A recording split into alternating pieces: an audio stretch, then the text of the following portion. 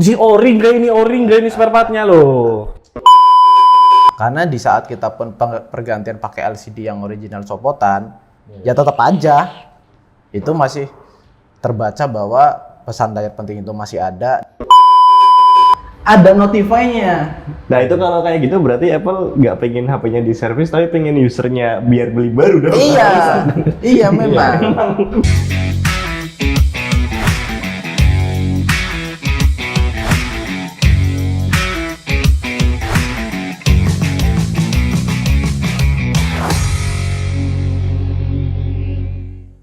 Bro, iPhone gue ada pesan penting nih bro.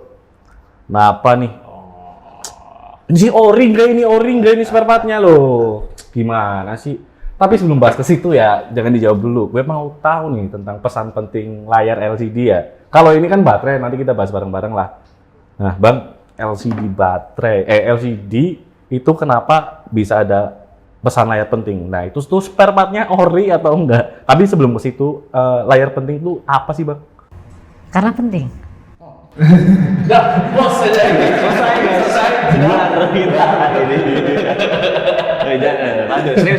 Serius. Apa tuh, Bang? Ya jadi kan itu kan notify aja ya dari software yang dimana di LCD itu kan ada IC-nya. Yeah. Nah IC itu menyimpan data yang dimana biasa dibilang itu EEPROM. Nah, itu penyimpanan data yang dimana untuk membaca dari IC tersebut untuk konfirmasi ke CPU terbaca oleh software bahwa LCD ini adalah ori apa enggak. Yeah. Sebenarnya yang realita terjadi itu bukan masalah ori apa tidak, ngebacanya itu sebenarnya dari IC-nya. Dari IC, canggih banget ya. Ada setannya kan hantu ngasih pesan gitu. Jadi misal kita ganti pakai yang LCD yang biasa, misal nih ya realitanya kan terkadang kan di saat kita tawarkan yang original mereka kan nggak mau karena mahal kayak gitu kan. Pakailah yang biasa tapi pesan pentingnya nggak ada, tetap terbacanya original. Ya berarti dari misal kayak start from iPhone 11 ya.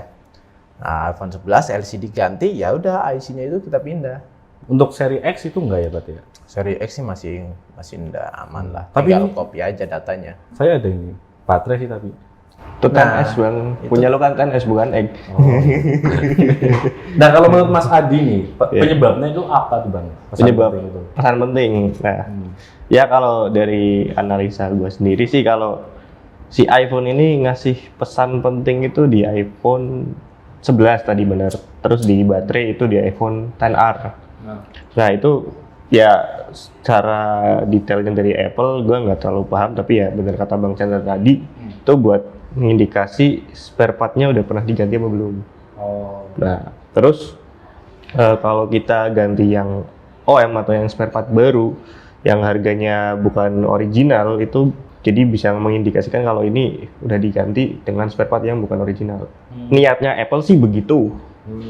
Tapi pada kenyataannya LCD copotan dipindah sama. Ada pesan pentingnya. Tapi itu ada masalahnya gitu. Kalau masalah sih selama penggantian sendiri sih kita nggak ada pernah ada masalah ya kalau ada notifikasi layar penting. Kalau mau dipakai sendiri itu aman-aman aja, nggak ada mengganggu aktivitas lah. Speknya turun atau performanya berubah nggak bakal berubah sama sekali.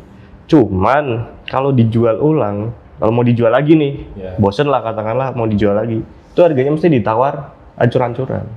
Tapi sebenarnya itu nggak bikin rugi ya sebenarnya. Ya kalau Untuk nggak konsumen baru ini.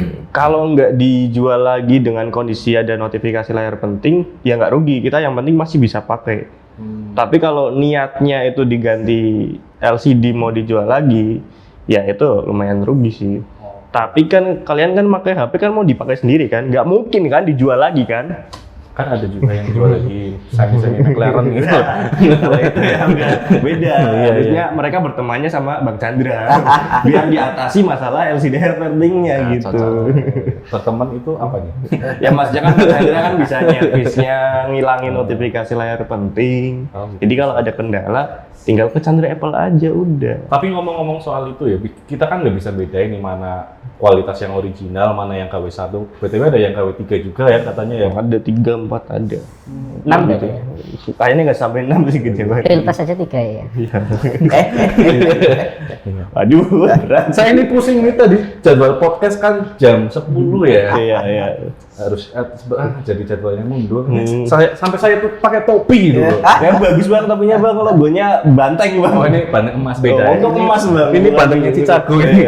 Chicago Bull, untung Chicago Bull loh. Iya. Beda lah. Ini kita bahas apa ya?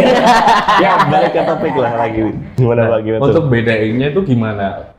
Untuk customer deh, apa pemakai iPhone ya, untuk LCD-nya kan kita nggak bisa bedain tuh mana yang ori, mana yang KW. Dilihatnya itu dari mana? Jadi kayak gini, ya ini sih buat edukasi ya, buat teman-teman kita yang pakai iPhone, terus mereka LCD-nya tuh ori apa enggak. Jadi patokan untuk pesan layar penting ini tidak akan bisa menjadikan patokan paten bahwa LCD ini original apa enggak. Karena di saat kita pun pergantian pakai LCD yang original copotan, ya tetap aja itu masih terbaca bahwa pesan layar penting itu masih ada dikarenakan IC-nya memang bukan bawaannya. Jadi memang untuk kita mengetahui ini LCD original apa enggak, jika kalian semua punya LCD atau handphone kalian memang original nih. Ya, bukan iPhone memang dari Cina, iPhone Cina kayak gitu kan. Tapi udah pasti kan original.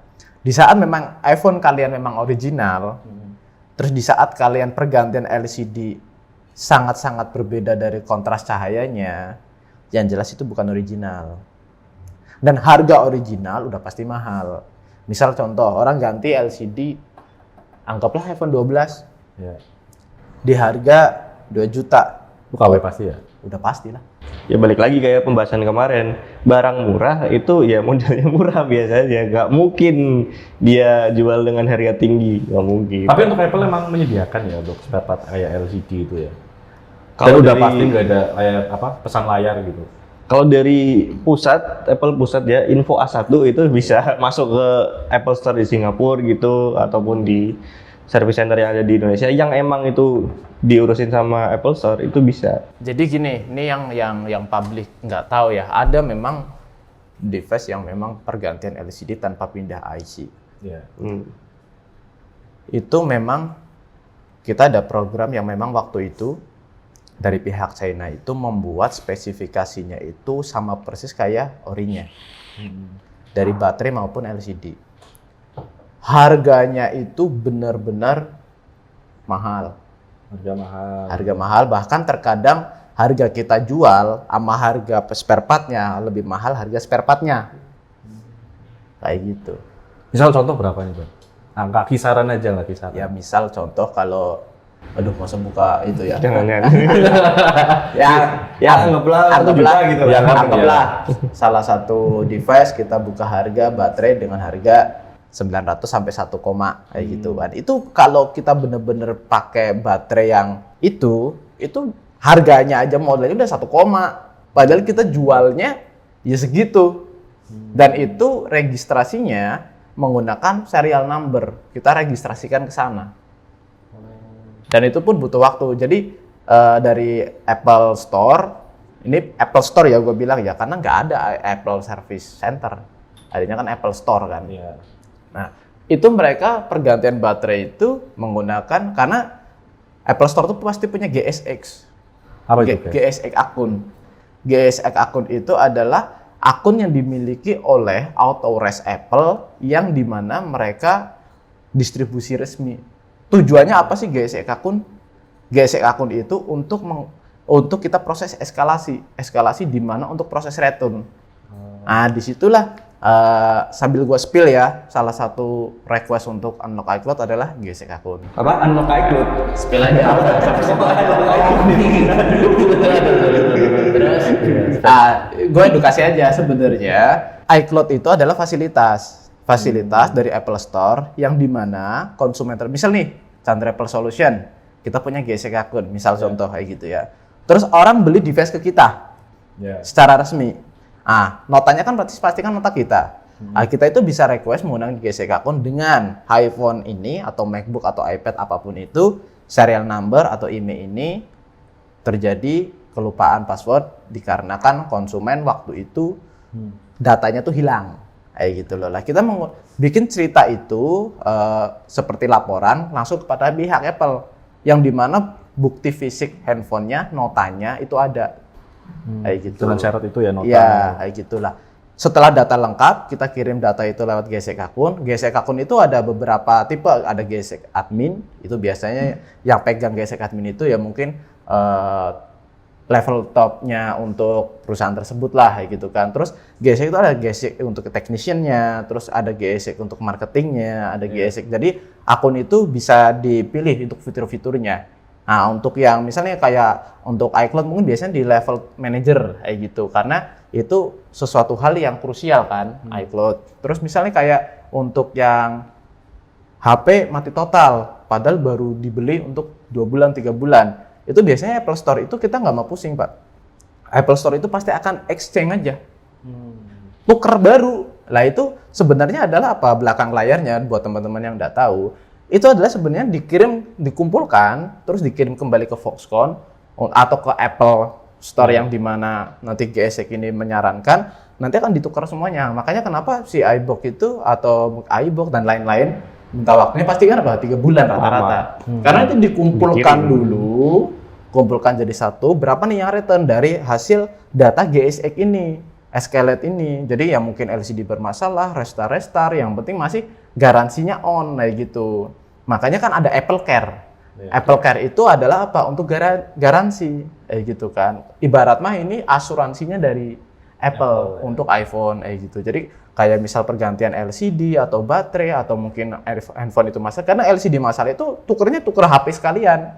Jadi benar-benar Apple Store ini dengan adanya GSX akun dikumpulin, escalate menggunakan GSX akun, laporan ada ini permasalahan LCD, bermasalah di mesin, bermasalah di baterai, bla bla bla semuanya, dikirimlah ke sana, ke pusat, terus dari sana kirim kembali.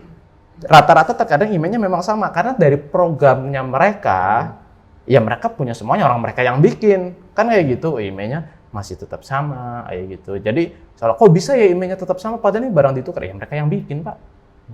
Tinggal diprogram ulang aja. Tapi menarik tuh, itu kan sebenarnya bisa disalahgunakan ya untuk yang punya akun GSX itu. Kan sekarang juga kan banyak counter-counter Apple tuh di luar sana. Ya nggak semuanya punya dong. Nggak semuanya punya. Ya yang gue bilang tadi, kayak misal ada. Tapi di sini, informasi GSX itu kalian dapat dari mana ya? kalau gue sih nggak paham ya, ini Bang Chandra yang lebih paham. Cuma dari penjelasannya Bang Chandra gue simpulin yang punya kayak gitu tuh mereka yang emang disupport langsung sama Apple Store. Paling deket di Indonesia kan Singapura, di Indonesia ada beberapa satu gitu doang. iBook juga punya. iBook punya. Baru tahu itu. Jadi kayak gitu. Jadi yang megang ya yang gede-gede, nggak mungkin dong yang kecil-kecil, apalagi yang bukan resmi, nggak mungkin. Tapi kayak Chandra Apple sendiri tuh sebenarnya bisa nggak ganti LCD tanpa apa ya istilahnya, misal nih gue punya iPhone 11 terus ada layanan pesan penting tanpa ganti LCD itu bisa diatasi nggak sih? Bisa itu bisa diganti dan bisa dipilih mau pakai notifikasi apa mau dihilangin notifikasinya. Yang jelas kalau ngilangin notifikasinya itu nambah jasa lagi, karena itu udah eksekusinya bukan penggantian part aja, harus eksekusi ke hardware karena dia pemindahan app room tadi. Itu sih. Tapi banyak juga ya konten-konten di sana itu yang kayak ganti-ganti LCD sesimpel itu loh. iPhone 11, iPhone 12, 13. Saya lihat juga di TikTok apa Instagram tuh banyak tuh konten-konten yang ganti LCD. Terus tapi tanpa edukasi gitu, cuma ganti. Jadi kan itu kan menimbulkan persepsi bahwa segampang itu ya ganti LCD iPhone ya. Ternyata kan di situ ada pesan penting yang harus diperhatikan para customer kan. Ya kalau secara kelihatannya sih tutorial di YouTube, di TikTok dan lain-lain kelihatannya gampang karena mereka udah nyoba dulu baru di video. Mereka nggak senaif itu yang tiba-tiba bongkar. Kan mereka kan ketika bongkar bikin tutorial dan lain-lain kan yang pasti udah ada pengalaman dulu baru divideokan kan. Nggak mungkin yang tiba-tiba langsung di video, itu pasti ada kegagalan bongkar dan lain-lain. Tapi kalau pemindahan chip itu kayak gitu tuh udah masuknya ke tingkat profesional di bagian mesin gitu sih. Tapi maksud saya itu para user ini kan lihatnya tuh kayak ganti LCD tuh gampang banget ya, tapi harganya gitu. Jadi gini, orang mau belajar sendiri lewat YouTube, itu kita tidak pernah melarang. Iya, betul. Bahkan kita pun menawarkan pada mereka, buat mereka yang nggak mau mahal, ya silakan beli sendiri dan Gali sendiri. gali sendiri. Resikonya ditanggung Ya, sendiri. bahkan yang hosting custom kita kan lumayan banyak tuh orderan hosting custom Iya, gitu ya. iya. Bahkan mereka beli hosting sendiri, kita yang Pasang. pasangin. Jadi itu semua di YouTube udah ada. Pokoknya all pergantian part YouTube tuh ada. Bahkan event penggantian IC pun ada. Tetapi balik lagi, semuanya ini kan jam terbang ya, kayak gitu kan. Kita bekerja kan di berbagai macam bidang, kayak gitu kan. Berbagai macam bidang. Contoh kayak kemarin temen, dia bengkel servis AC. Dia bisa ganti LCD sendiri, iPhone X. Ya nggak apa-apa, gue juga nggak. Ya udah, nggak apa-apa. Yang penting masih aman aja. Tapi di saat Trutonnya dia nggak bisa karena Truton ada alatnya. Kayak gitu. Jadi ya kalau memang mau belajar sendiri, ya nggak apa-apa, nggak masalah, kayak gitu kan. Tapi sering juga terjadi orang ganti housing sendiri, orang ganti bongkar sendiri, bermasalah. Bukannya cuma ganti LCD, malah nambah ada yang lain, fleksibelnya putus lah, terus jadi restart lah. Itu sering kejadian. Ini nih balik lagi ke pertanyaan tadi yang jawaban tentang apa Apple itu kan katanya menyediakan LCD ya. Terus yang di seri iPhone 13 kan katanya punya Samsung. Nah itu tuh gimana? Jadi penjelasannya gini ya, kalian yang fansnya Samsung, yang fansnya Apple, kalian tuh berantem tuh bodoh gitu. Kenapa berantem? Perusahaannya aja kerja sama. Kita yang bawah-bawah ini berantem sama lah kayak pemilu. Atasnya santai-santai aja tuh berteman. Kitanya bontok-bontokan. Jangan apa namanya? Jangan mau ditipu kayak gitu. Mereka tuh kerja sama. Apple bagus bikin chip, avionic dan lain-lain. Bagus bikin ekosistem. Mereka bikinlah Apple-nya itu tadi. Tapi mereka nggak jago di bagian layar. Mereka limpahin ke perusahaan yang emang jago bikin layar, jago bikin kamera. Jadi dilempar lah gitu. Sebenarnya kalau pesan layar penting itu bukan salahnya Apple doang ya, tapi emang itu dari softwarenya, dari layarnya yang nggak mendukung dari sistemnya Apple atau gimana sih Bang? Nggak paham tuh soal itu. Sebenarnya dari awal mula itu nggak ada pesan-pesan layar penting. Awalnya itu nggak ada. Tapi semakin canggihnya sekarang, itu Apple itu membuat semuanya itu gua bilang eksklusif lah ya. Jadi semuanya itu kalau dulu nih tanpa fleksibel on off, kita sambil spill yang kemarin ya. Dulu tanpa fleksibel on off, tanpa fleksibel misal kayak volume atau fleksibel flash kayak gitu, handphone nggak restart. Ini kayaknya pembahasan berat harus Iya, apa ya? mau. Tapi gini Bang Chandra, gue mau nanya nih masih tentang apa namanya Apple ngasih notifikasi. Bang Chandra kan sebagai teknisi udah lama nih, senior lah di sini juga. Itu menurut Bang Chandra tuh Apple ngasih notifikasi layar penting sama baterai penting tuh ngerepotin teknisi nggak sih? Bikin cuan lah, bikin cuan lah. Bikin cuan. Jadi gini, gua ngamatin Apple itu setiap mengeluarkan device itu pasti akan mempersulit kita sebagai Servisnya, profesi ya. Iya. Pasti akan mempersulit. Contoh dari iPhone 7, 8, tiba-tiba di iPhone 10 atau iPhone X yang kita kenal di bahasa Indonesia ini yang baik dan benar, itu mesinnya tumpuk. Jual layar. Jadi gimana caranya? Kayak gitu loh. Nah itu terus akan mempersulit, yang dimana tiba-tiba ada pesan layar penting lah, yang dimana Face ID ini nggak bisa diganti lah awalnya bla bla bla. Tapi tenang Pak, kita masih ada teman-teman kita yang ada di China Pak.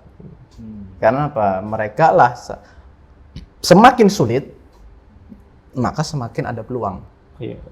Jadi nggak hanya pesan layar penting aja, sesimpel fleksibel on off aja dulu tanpa pasang tidak restart, sekarang restart.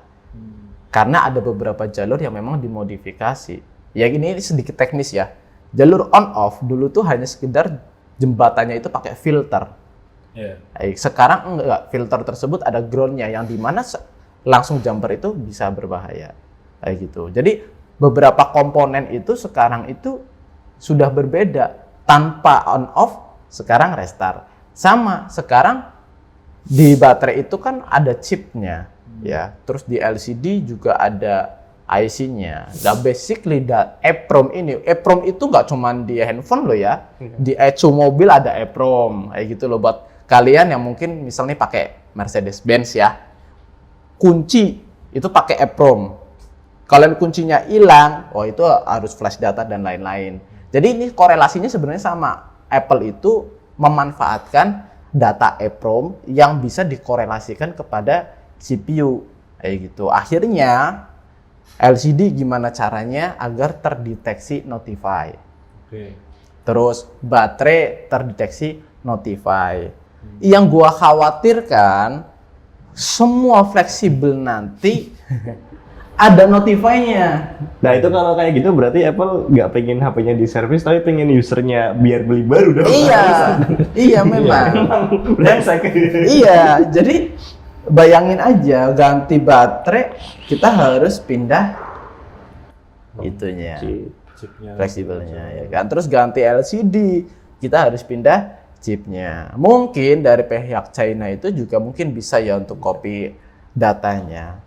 Tetapi ada beberapa hal kembali ke cost-nya. Iya. Nah, kita sebagai teknisi memiliki skill hardware daripada kita beli alat tersebut dengan biaya sekian. Kalau kita bisa pindah dengan skill kita ya otomatis. Jadi sebenarnya itu semuanya tuh China bisa bikin. Tapi kembali lagi ke costly.